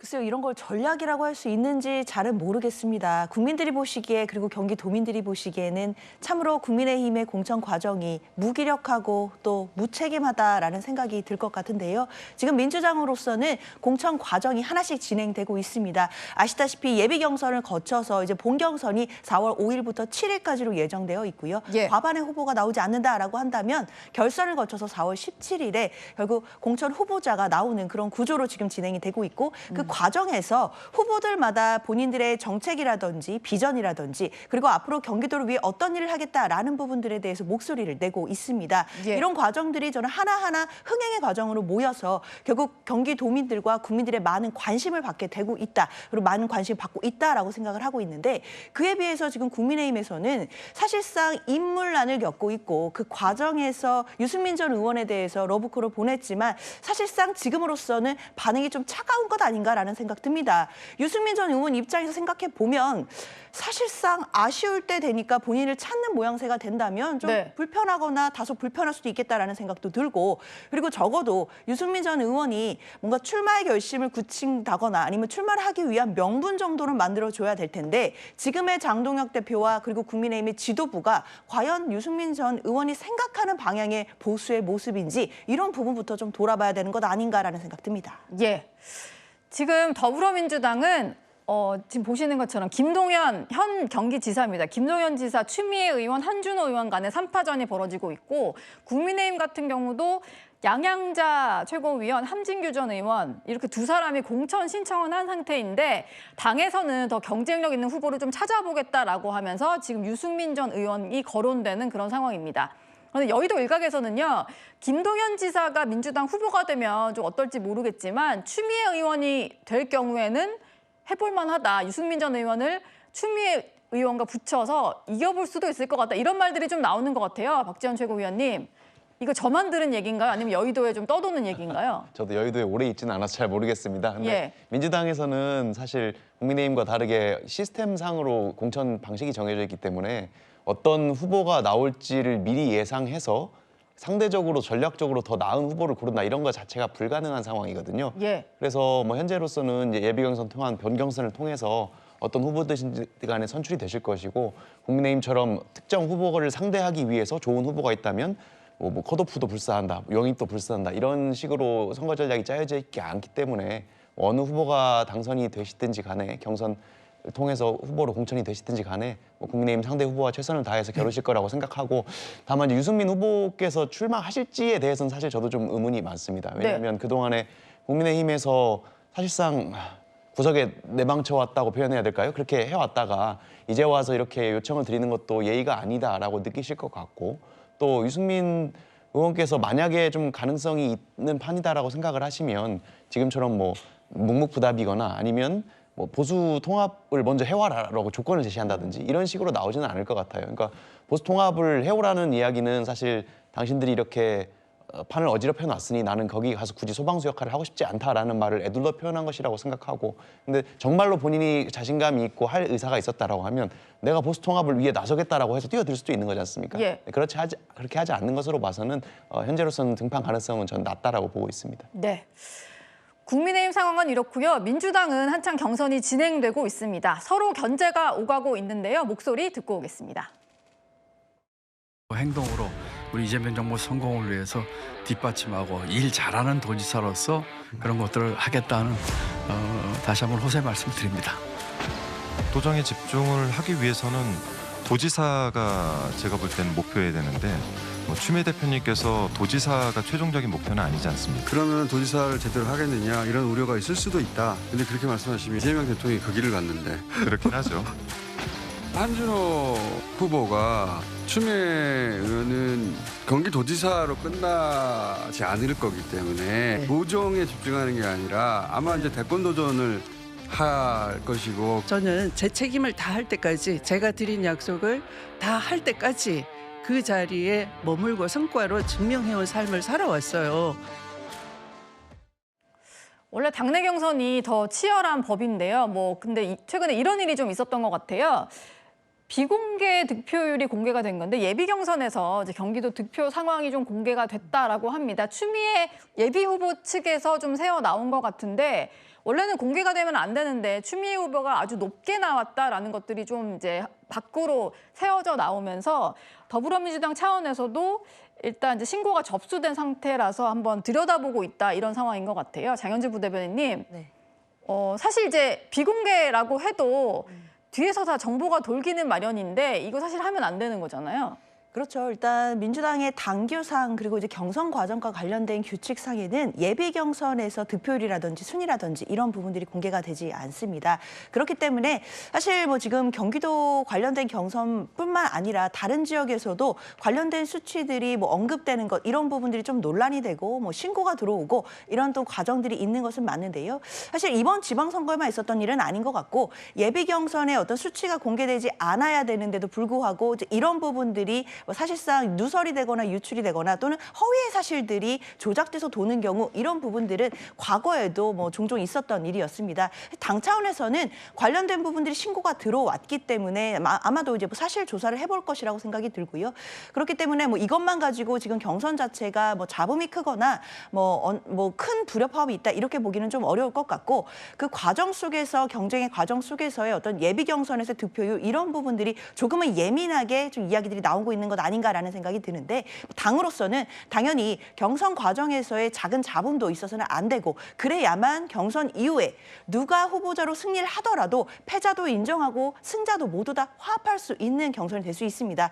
아마도 이제 신고를 받은 당 차원에서 관련된 부분을 좀 조속하게 또 조사를 하고, 그리고 관련된 부분들에 대해서 조속하게 좀 조치가 나와야 되는 것 아닌가라는 생각 듭니다. 예. 한준호 의원은요, 본인의 어떤 활동상을 SNS에 올렸다가 표기 때문에 좀 곤혹을 치르고 있는 것 같습니다. 지금은 다 수정이 되어 있는데요. 경기도 수원구 어딘가 사찰을 다녀왔다라는 글을 올렸다가 이제 즉각 수정을 한 겁니다. 강전혜 대변인님, 네. 이게 좀 어떻게 된 일인지 모르겠는데 물론 오타를 낼 수는 있는데 경기지사 출마하는 사람 입장에서 수원시를, 또 그것도 수원 특례시를 수원구로 표현을 하다 보니까 이게 커뮤니티에 캡처가 돼가지고 돌아다니더라고요. 그렇죠. 지난 총선 과정에서 강북에서 갑작스럽게 출마를 했었던 안기령 후보가 본인의 지역구의 동이름조차 그 지역에 대해서 전혀 이해를 못한다라는 이미지가 굉장히 강하게 쌓이면서 결국에는 저희 국민의힘에게는 굉장히 험지였던 곳에서 김재섭 의원이 당선되는 역할을 하기도 했었죠. 저는 그 부분이 생각이 나는데요. 예. 한준호 의원 같은 경우에는 이것을 본인이 직접 쓴 것이 아니라 의원실에서 쓴 것이다라고 이야기를 하고 있습니다. 책임을 좀 떠넘기는 듯한 모습이 아닌가 생각이 드는 부분들입니다. 그동안의 대통령과의 어떤 연관성, 이런 것들에 대해서는 굉장히 많이 홍보를 했는데 본인이 과연 경기도 도정이라든지 이런 데에 대해서는 그만큼 적극적으로 홍보했는가. 오히려 당원들과 국민들께서는 그 부분에 포커스를 맞추고, 그리고 그 과정에서 이번에 수원구라는 표현이 더 깊게 다가오지 않는가 싶은데요. 한준호 의원은 본인 스스로의 어떤 능력 같은 것에 대해 대해서 도민들과 그리고 당원들께 이야기하는 좀 소상히 해결을 하는 모습들을 보여야지 단순히 이것을 실수라고 치부하기에는 좀 큰 것 같다라고 생각합니다. 예. 바빠서 의원실이 관리를 할 수도 있지만 이렇게 민감한 시기인 만큼 오타는 꽤 조심을 해야 될 것 같습니다. 오늘의 5위까지 만나봤고요. 이제 다음 순위로 넘어갑니다. 네, 지방선거를 앞두고 유독 국민의힘에서는 빨간 옷을 입을 거냐 흰 옷을 입을 거냐 말들이 많습니다. 당은 가리고 후보만 부각시키기 위해서 무소속처럼 벌써부터 흰 옷만 입고 다니는 일부 예비 후보도 있는데요. 그런데 오늘 오세훈 서울시장이 이런 말을 했습니다. 만약 서울시장 나서게 되면 유세 때 장동혁 대표가 와서 직원 연설해 주겠다. 어떻게 하시겠습니까? 아니, 지금의 스탠스 같으면 솔직히 말해서 도움이 안 되죠. 입으시는 옷 빨간색 입으실 겁니까? 아니면 하얀색 입고 하실 겁니까? 아니 일단 후보가 돼야죠. 지금 경선 앞두고 장 대표가 이런 얘기를 하더라고요. 공천이 마무리되면 가장 상징성 있는 곳에 맨 먼저 지원 유세를 가겠다. 그럼 서울 온다고 하면 첫날 공식 선거운동 개시. 시장님 어떻게 하시겠어요? 저도 그분 모시고 싶고요. 아마 오실 때 좀 변신한 모습으로 와주시면 감사하겠습니다. 그걸 계속 지금 촉구하고 있는 거고요. 잠바 색깔은 뭐 입으실 거예요? 저는 뭐 이렇게 답변 드리겠습니다. 빨간색 입고 싶습니다. 입게 해주십시오. 예. 당에. 빨간색에 2번 서울시장 후보 오세훈 상황이 입을 수 있으실 것 같습니까? 하여튼 계속해서 지금 반복되는 얘기지만 당이 자랑스러운 우군으로 후방 지원 기지로 당이 탈바꿈하는 게 가장 바람직합니다. 네, 계속해서 빨간 옷을 좀 입고 싶다, 입게 해달라 이런 점을 강조를 했는데요. 이현종 위원님, 네. 빨간색이라는 표현이 저는 이렇게 들리는데 그러니까 빨리 노선 변화 좀 해달라 이렇게 들리네요. 자, 지금 이제 국민의힘 상황에 대해서 우리가 뭐 몇 주째 지금 이야기를 하고 있잖아요. 여러 가지 여론의 지표라든지 또 언론의 비판적인 지점이라든지 보통 이 정도가 되면 당에 있는 지도부들은 정말 비상적인 상황들, 아니 후보들조차도 지금 왜냐하면 후보들이 지금 민심에 제일 민감하지 않습니까? 네. 그 가보면 사람들이 악수하고 뭐라 이야기하고 이런 것들이 보면 다 후보들이 느껴지는 부분이거든요. 실제 현장에서 도대체 왜 그러느냐? 좀 바꿔라. 뭐 이런 이야기라든지 들은 후보들의 어떤 절규가 있을 텐데 그러면 후보들이 정말 당 지도부가 인기가 있고 하면 앞다퉈 가서 사진도 찍고 또 선거운동에 좀 해달라고 와달라고 할 하잖아요. 겁니다. 네. 그렇죠? 자기 지역에 좀 제발 몇 번 더 와달라 이런 이야기를 할 텐데 어느 신문의 보도를 보니까 3월 한 달 동안 장동혁 대표의 어떤 실적인 어떤 이 민심 일정, 이 제로라는 이야기가 있습니다. 아, 뭐 지역에서 뭐 예비 후보들이나 이렇게 같이 하는 그렇죠. 그런 일정이요? 일반인들과 함께하는 행사가 시민들과 함께해서 제로라는 이야기가 있어요. 사실 얼마 전까지만 하더라도 정청래 대표 같은 경우는 뭐 박찬대 후보하고 뭐 새우도 잡고 뭐 대파도 들고 있고 네. 뭐 선거 때문에 항상 그런 사진 앵글들이 나오잖아요. 근데 장동혁 대표와 관련돼서는 그런 사진들이 안 나와요. 또 일정에도 없습니다. 예. 자, 그러니 그만큼 선거운동에 도움이 안 된다는 이야기는 어떤 지지나 어떤 시민들의 어떤 반응이 좋지 않다는 이야기거든요. 예. 그러면 왜 그럴까? 그러면 그걸 어떻게 해야 될까에 대한 뭔가 대안이 나와야 될 거 아닙니까? 근데 그것도 없이 그냥 매일 최고위원회만 하고 변화도 없이 이렇게 된다 그러면 제가 볼 때는 이거는 참 이 정상적인 과연 당 지도부인가라고 의심을 들 정도예요. 아니 오세훈 시장도 본인도 자기 선거에 도움이 되면 왜 빨간 옷을 안 입겠습니까? 예. 왜 장동혁 대표가 온다는데 아유 뭐 오지 마라 그러겠어요. 그 이유는 결국 선거에 도움이 안 된다는 이야기거든요. 그러면 뭔가 좀 변화나 바꿔야 되는 그런 어떤 이 대책을 세워야 될 텐데 예. 그거조차 없다. 심지어 추경호 지금 의원조차도 대구에서조차도 빨간 옷을 입고 다니지 않습니다. 근데 빨간 목도리는 하고 있던데 그건 뭐 글쎄요. 절충 아닐까요? 조금의 그런 뭘까요? 거겠지만 예.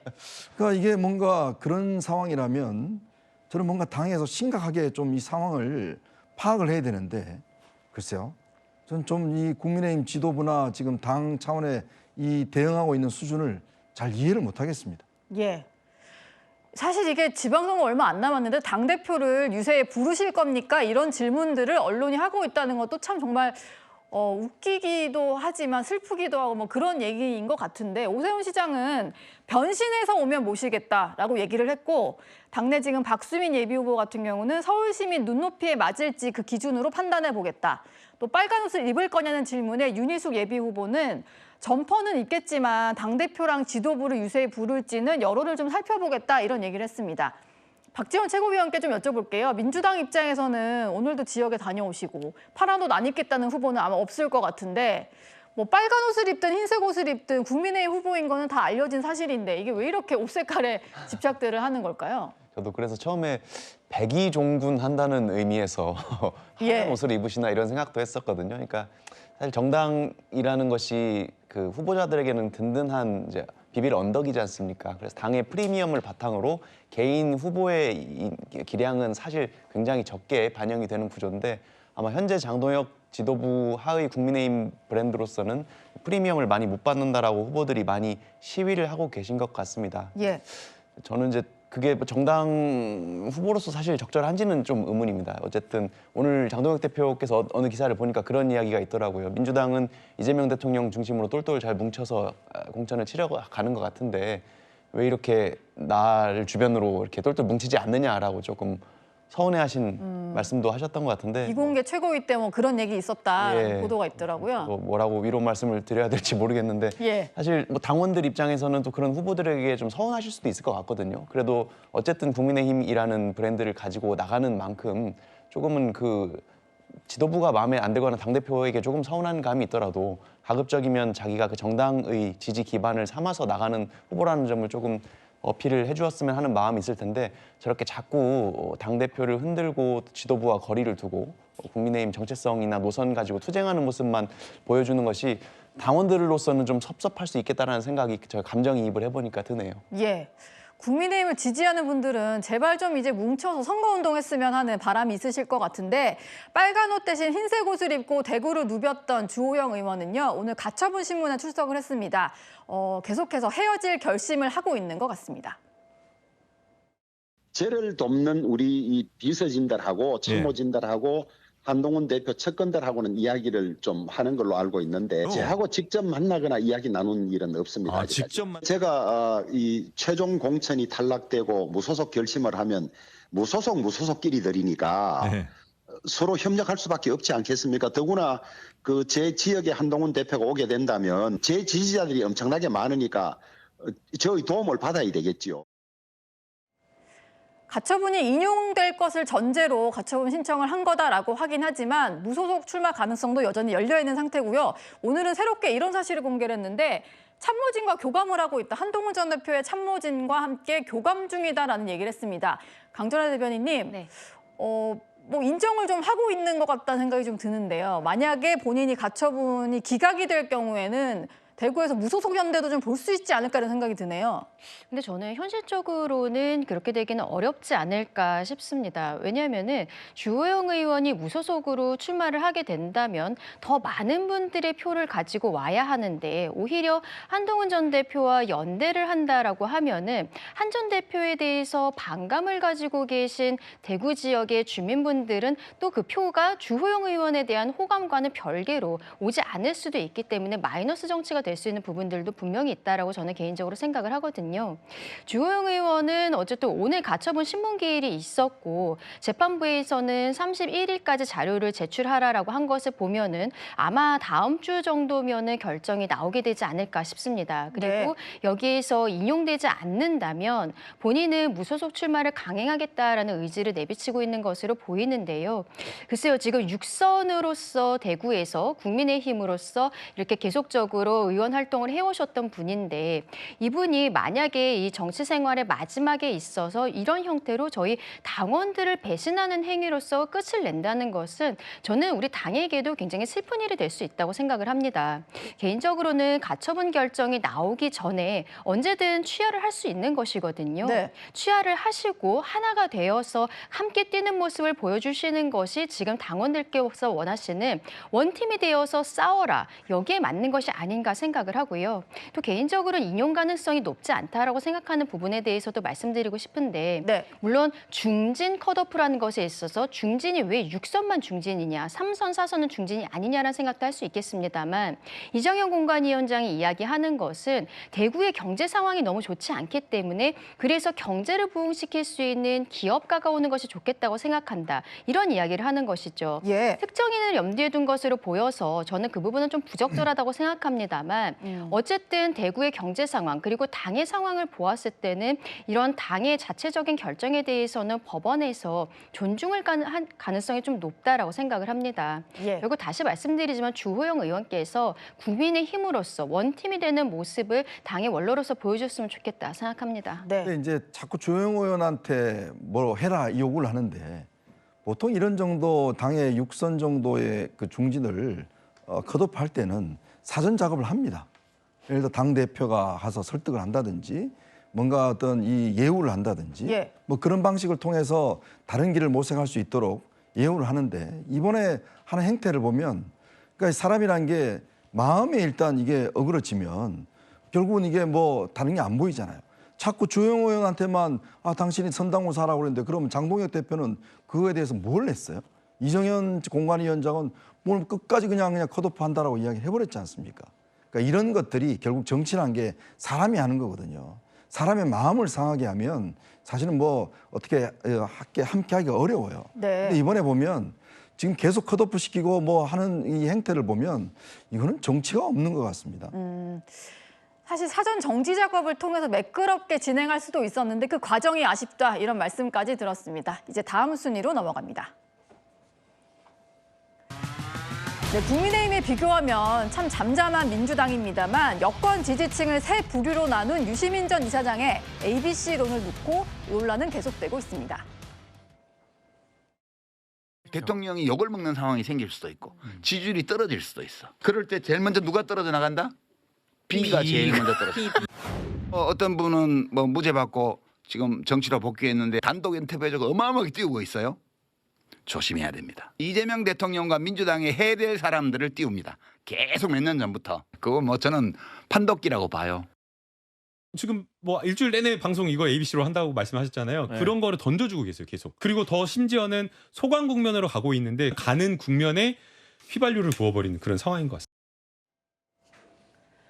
네, 시민단체에서 유시민 전 이사장을 오늘 고발하기까지 해서 이게 경찰에서 수사까지 해야 되는 그런 상황으로 번졌습니다. 당 내에서도 뭐 계속해서 기자들이 질문을 하다 보니까 ABC론에 대해서 여러 가지 반응들이 나오고 있는데 원조 친명으로 분류가 되죠. 김영진 의원 같은 경우는 일단 MBTI도 16개인데 너무 부적절했다.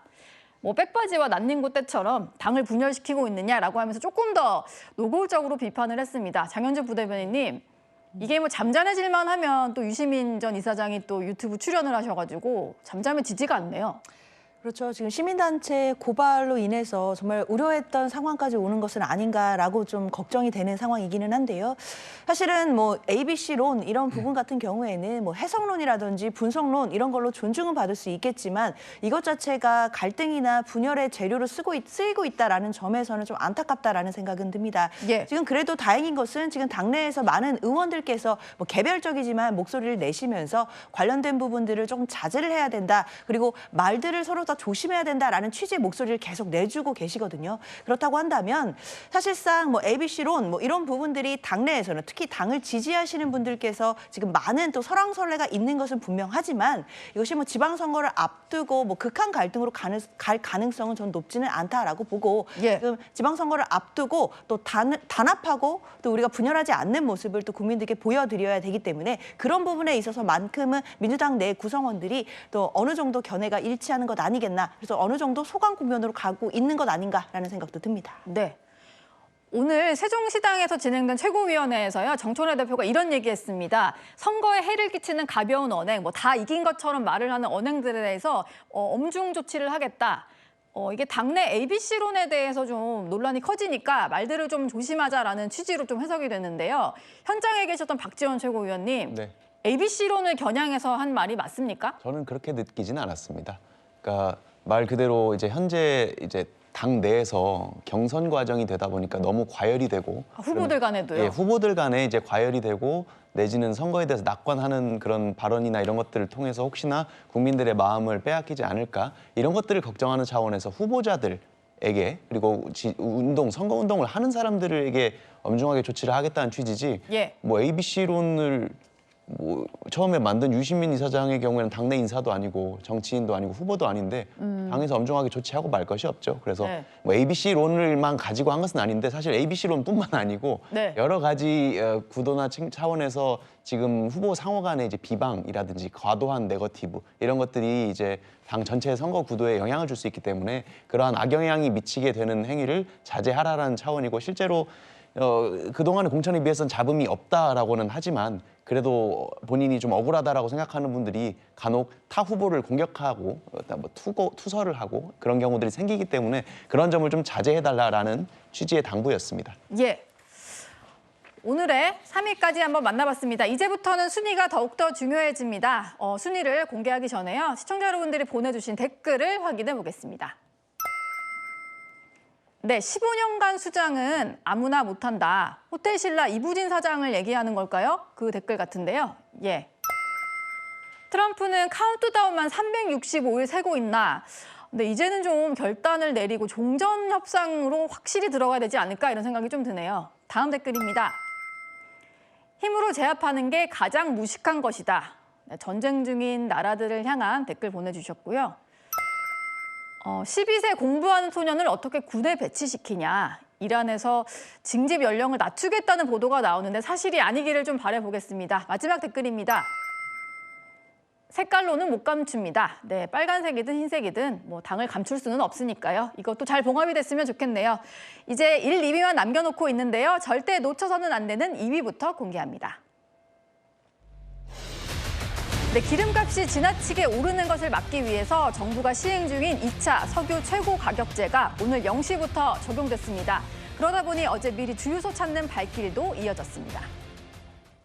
2차 최고 가격은 휘발유가 1,934원입니다. 경유는 리터당 1,923원입니다. 그리고 등유는 리터당 1,530원입니다.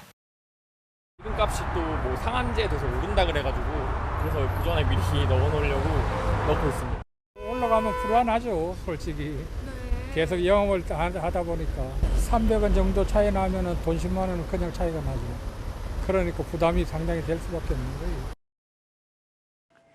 네, 1차 가격, 2차 가격을 저희가 이렇게 표로 한번 만들어 봤는데 모두 똑같이 210원씩 오른 그런 상황입니다. 근데 현장에서는 또 가격이 적용되는데 시점이 좀 있을 것 같다라고 하는데요.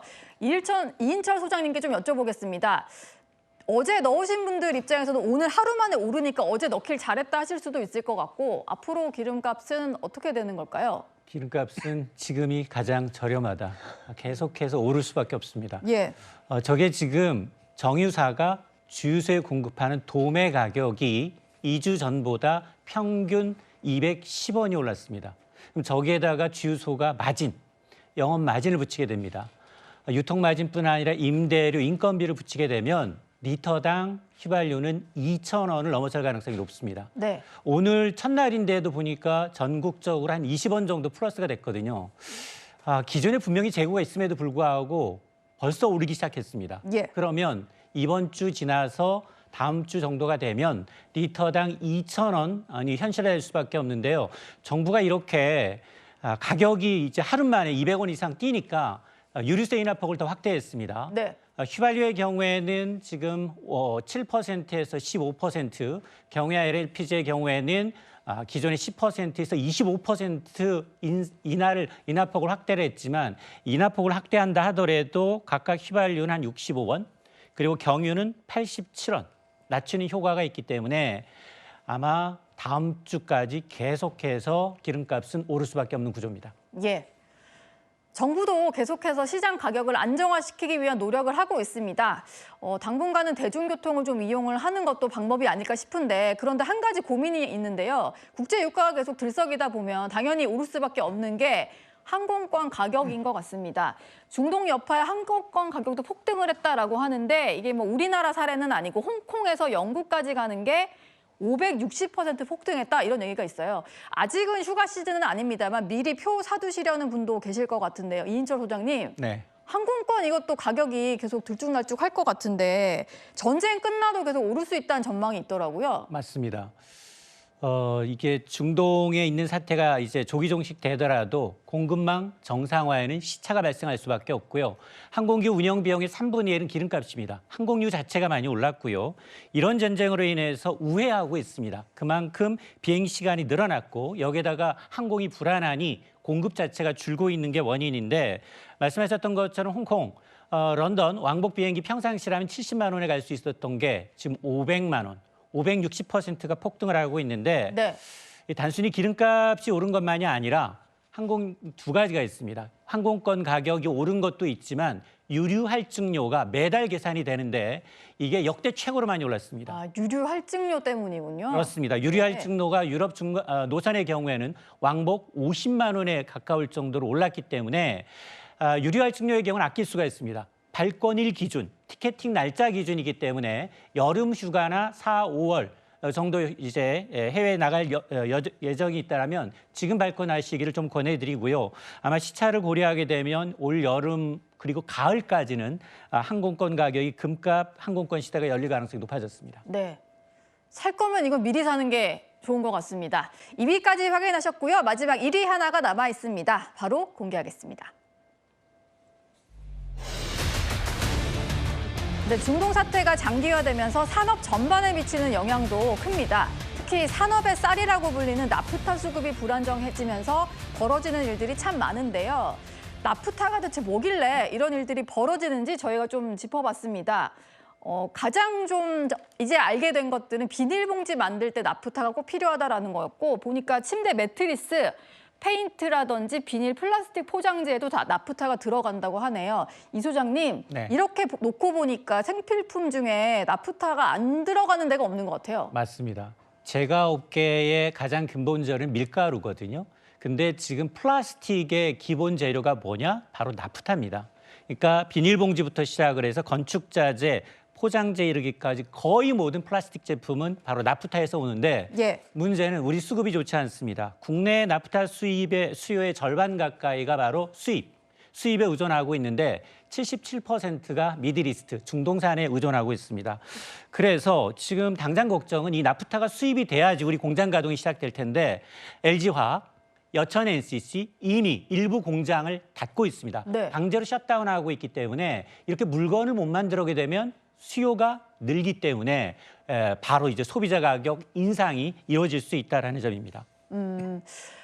일단 이제 국내 정유사에서도 나프타를 생산하는 이제 물질을 이제 할 수 있기 때문에 해외로 수출하지 말고 국내로 좀 돌려라 이런 정책은 또 시행이 되고 있는 상황이라고 합니다. 특히 또 비닐봉투, 종량제 봉투가 떨어질까 봐 걱정하시는 분들이 많을 것 같은데 기후부 장관이 이런 얘기를 했습니다. 만약에 종량제 봉투가 동이 나더라도 일반 봉투를 쓰는 방안도 있을 수 있다라고 얘기를 했는데요. 장현주 부대변인님, 정부 입장에서도 여러 가지 고민을 하면서 대책들을 다 마련은 하고 있는 것 같아요. 그렇죠. 정부로서는 아마도 최악의 상황까지도 가정을 하면서 관련된 대안들을 아마 내놓고 있지 않겠나라는 생각은 듭니다. 다만 종량제 봉투와 관련해서는 뭐 여러 가지 불안감도 있고 뭐 대란이 오는 것 아니냐, 그래서 미리 사놔야 되는 것 아니냐 이런 이야기도 나오지만 이 부분은 정부가 좀 명확히 하고 있거든요. 지금 각 지자체마다 비축되는 물량이 한 3개월 정도치는 있다라는 취지 얘기가 나오고 그거에 대해서 좀 구체적인 수치들까지 나오고 있는 상황이기 때문에 사실 과도한 불안감을 갖거나 뭐 이 봉투들을 뭐 많이 사둔다든가 뭐 이렇게 할 필요까지는 지금은 없을 것 같고 일단 정부의 대응이라든지 이런 부분을 좀 믿고 관련돼서는 과도한 불안을 갖지 않도록 좀 유의할 필요도 있지 않겠나라는 생각 듭니다. 네. 나프타 수출 제한이 오늘부터 시작이 되는데요. 이인철 소장님, 이거는 나프타와 관련된 국내 불안 심리를 좀 잠재우는 데 효과가 있을까요? 일단 해외로 나가는 물량이 전체 나프타 생산 물량의 11%. 나머지는 국내에서 사용을 하는데 지금 국내 수급이 좋지 않으니까 오늘 0시부터 수출을 제한하고 있습니다. 불가항력적으로 해외 수출하게 되면 더 많은 이득을 받을 수 있겠지만 네. 정유사 입장에서는 일단 국내에 급한 불을 끄는데 이제 도움이 될 것으로 보이는데 그러나 구조적으로 한계가 있습니다.